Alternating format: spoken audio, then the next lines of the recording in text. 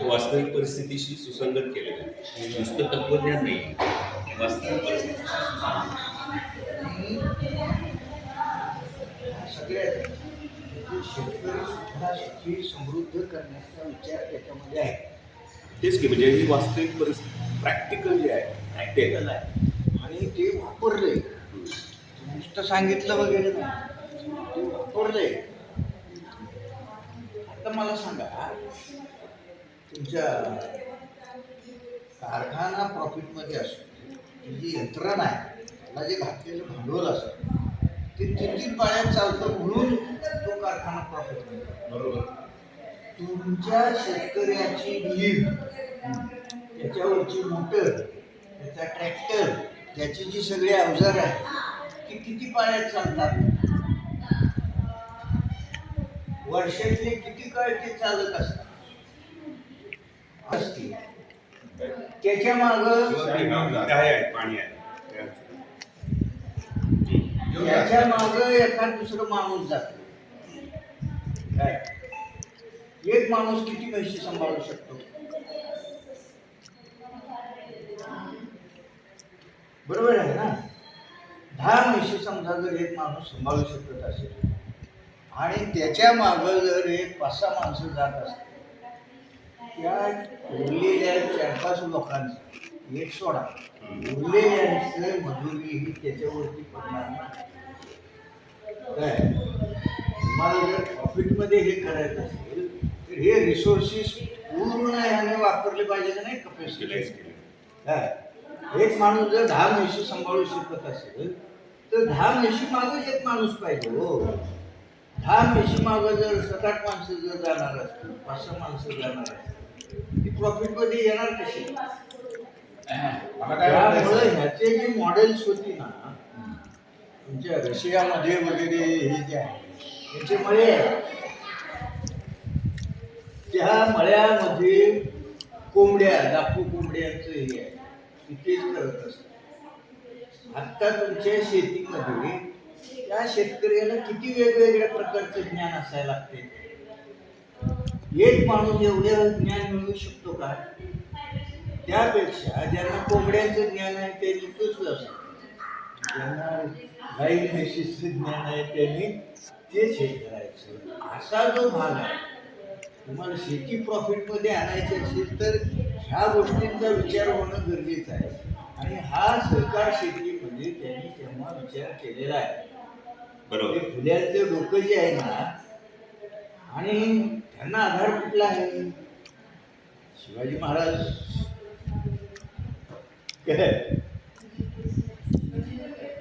Sir काय आहे, ज्या वेळेला काही बदल घडवायचे असतात आपल्याला समाजामध्ये, किंवा समाजाची व्यवस्था ही आत्ता चुकीच्या पद्धतीनं चाललेली आहे आणि ती आपल्याला व्यवस्थित आणायची असते, हाच आपला मूळ हेतू आहे.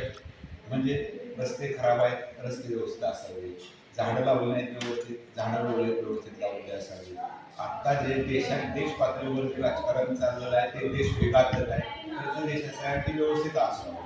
म्हणजे याचा मूळ उद्देश जो आहे आपल्याला काय, हा उद्देश सफल होण्यासाठी लोकशाहीमध्ये ज्या वेळेला संविधान बनवलं गेलं त्याच वेळेला ही व्यवस्था बनवली गेली.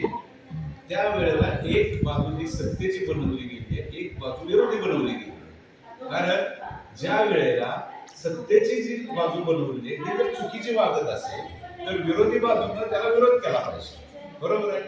आता काय झालेलं आहे की ह्या ज्या गोष्टी आपल्याला ज्या काय बनवायचे, किंवा जे आपण ज्या बोलतोय, किंवा हे जे काही सुधारणा झाल्या पाहिजे समाजामध्ये, किंवा समाजामधली संवेदनशीलता जी कमी झालेली आहे, ह्या ज्या गोष्टी आपल्याला वाटतात, ह्याचा जो मूळ स्त्रोत जर आपण बघितलं, किंवा वरच्या टप्प्यावर आपण शेवटच्या टप्प्यावर ज्यावेळेला जातो त्यावेळेला तो टप्पा हा सत्तेपर्यंत जाऊन पोहोचतो. की सत्तेपर्यंत तुम्ही गेल्याशिवाय हे जे तुम्ही म्हणताय ह्या गोष्टी होऊ शकत नाही. आणि मग सत्तेपर्यंत जाण्यासाठी तुम्हाला सांगतो, सत्ता ही अशी ऑटोमॅटिकली येत नसते. प्रक्रिया.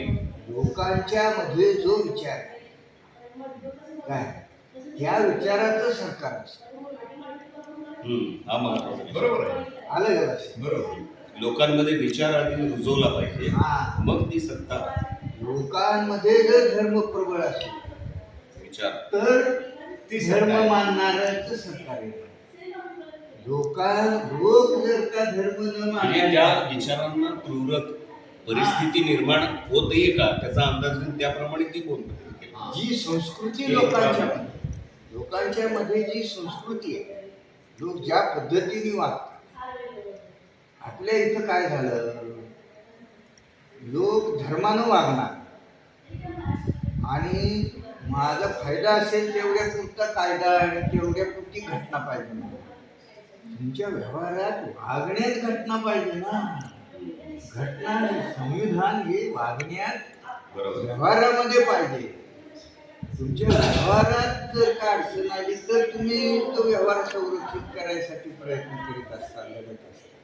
आज घटनेच्या मागे जी माणसं उभा नाहीत त्याचं कारण आहे की घटना उभारत नाही ना.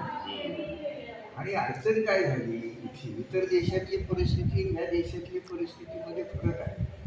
इतर देशामध्ये ब्राह्मणिझम जो आहे, ब्राह्मण्य, ते जी काही भानगड आहे ना, ते कायम इथल्या कष्टकऱ्यांच्या मूळ रहिवाशांच्या बहुजनांच्या विरोधात कटकटी करीत आहे. कायम त्यांना मिसगाईड करणं, कायम खड्ड्याचा मार्ग दाखवणं, खरंच पाण्याकडे जाण्याऐवजी मृगजळाकडे जाणं काय.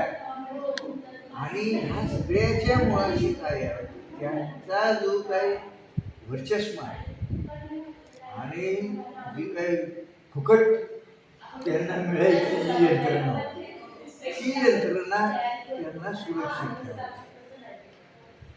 ती समाज व्यवस्था, ब्राह्मणी समाज व्यवस्था ही झाडावरचं भांडवल सुरक्षित राहिलं पाहिजे आणि ते फोफावलं गेलं पाहिजे ह्यासाठीच.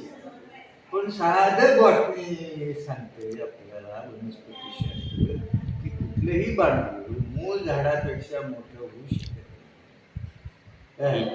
त्यामुळं काय, आणि कुठलंही भांडवल हे काय त्या झाडाचं म्हणा किंवा ह्याचं संरक्षण करायसाठी नसते. त्याला काय फुलं येत नसते, काय नुसतं फैज दिसतंय. ते नुसतं शोषण करीत राहणार. शोषण करणं. काय तर ही शोषण म्हणजे व्यवस्था भांडवळाची जी एक हे आहे, हा, इथली संस्कृती जी आहे ती भांडवळी संस्कृती. अगदी बरोबर. आणि ते भांडवळ नष्ट करणं आणि ते झाड कसं फोपावे, ते कसं सावली देईल, फुलं फळं देईल, काय ही व्यवस्था निर्माण करणं हे गरजेचं आहे. आणि त्यासाठी ह्या महामानवांचं वैशिष्ट्य तेच आहे. हे सगळे जे महामानव झाले, मग गौतम बुद्ध असतील, चक्रधर असतील, चार्वाक असतील, ह्या सगळ्यांनी हे भांडवल करून टाकायचा प्रयत्न केलेला आहे. पण अज्ञानामध्ये आणि आपल्या वागण्यामध्ये आपण लग्न वैदिक पद्धतीने करणार, बारसं वैदिक पद्धतीने करणार, ती तुम्हाला वर काढणारी पद्धतच नाही. म्हणून नुसता बांधणं टाळायचं नाही आहे, ती पद्धतच बरोबर नाही. काय सरांचं काय मत आहे? हे सत्यशोधक मध्ये सांगितलेलं आहे. हाच सत्यशोधकी विचार आहे. हे सत्यशोधकी मधनं काय हे स्पष्ट केले ते फुले. याच्यामध्ये आणि आता फुले हे काही आकाशातनं पडलेले नाही आहे, काय ते यांच्या पुढं पुढं गेलेले आहे.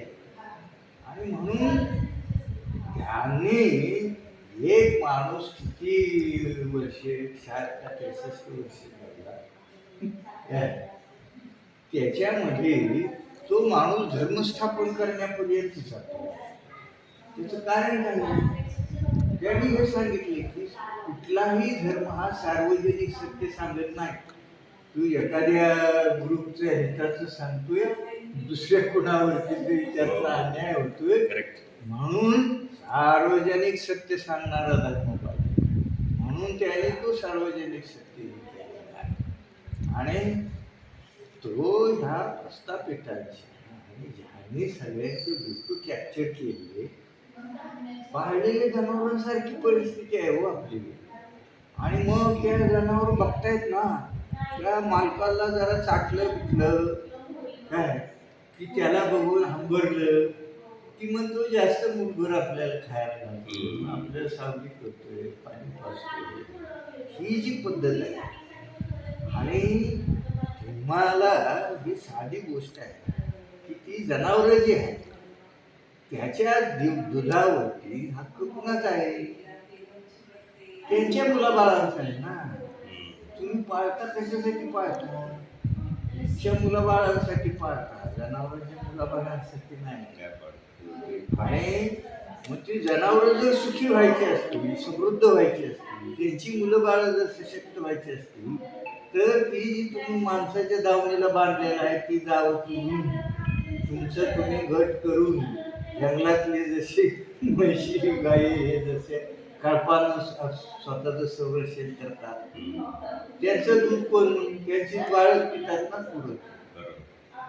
ही जी गुलामगिरी आहे, हे पुस्तक पहिले गुलामगिरी.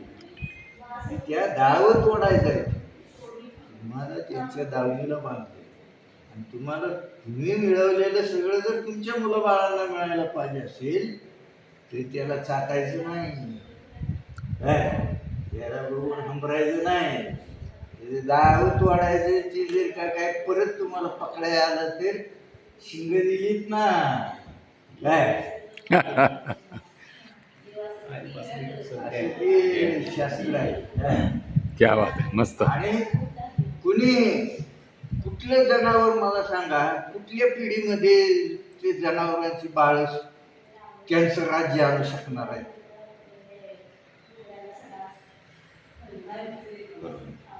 त्याने जर त्यांचं दावं तोडलं नाही, ती दावं तुडून गेली नाही, तर कुठल्या तरी पिढीमध्ये त्या जनावरांचे त्यांचं राज्य येईल का? नाही येऊ शकत. हा. आणि मग शेतकऱ्यांचं ही जी संस्कृती आहे,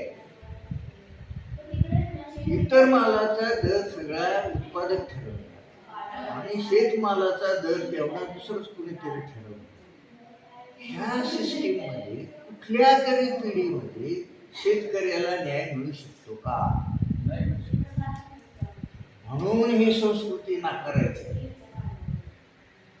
आणि शेतकरी हा अन्नदाता आहे. सगळे व्यवसाय जे आहेत ते सगळं शेतीवर आहे. अर्थकारण सगळा जीव जंतू आहे तो शेतीवर जगतोय. सगळे उद्योगधंदे जे आम्ही घेतो ना ऑक्सिजन, त्याचा क्रिएटर सुद्धा ती जमीन आहे. म्हणून तो शेतकरी सुखी होणं गरजेचं आहे. आणि तो शेतकरी सुखी व्हायला पाहिजे असेल तर ही जी शेतकऱ्याच्या मालाचा दर दुसरं कोणतरी ठरवतो, ही जी संस्कृती आहे, ही संस्कृती पहिल्यांदा ध्वस्त करते. तुम्हाला नवं निर्माण करायचं असेल, नवं घर बांधायचं असेल, त्याच जागेवर त्याच समाजात नवा समाज करायचा आहे. हो, त्याच जागेवर नवं घर बांधायचं आहे. त्यासाठी पहिल्यांदा आहे ते घर ध्वस्त करणं, पाडणं. काय वैयक्तिक जीवनात आपण ह्याच गोष्टी केल्या, ह्या गोष्टी करणं गरजेचं आहे पहिल्यांदा. की ही जी परंपरा आहे, ह्यातल्या ज्या परंपरा आम्हाला उपकार येऊ देणार नाही आहे, काय उद्ध्वस्त करणं, त्या सोडून देणं. काय ह्याला शौर्य लागते. शक्य आहे का?